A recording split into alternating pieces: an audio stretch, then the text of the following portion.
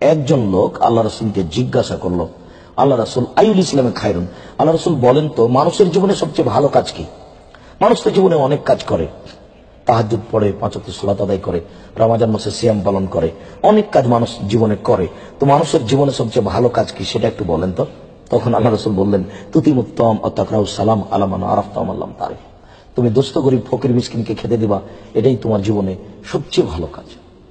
সম্মানিত দর্শক মণ্ডলী, আসলেই দুস্থ গরিব ফকির মিসকিনকে খেতে দেওয়ার কাজটি এমন একটা গুরুত্বপূর্ণ কাজ যা জান্নাত যাওয়ার একটা বড় মাধ্যম।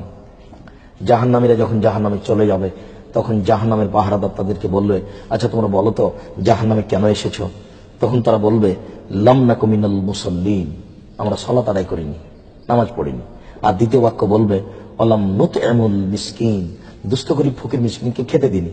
তাহলে জাহান্নামে যাওয়ার দ্বিতীয় বড় মাধ্যম হচ্ছে দুস্থ গরিব ফকির মিসকিনকে খেতে না দেওয়া।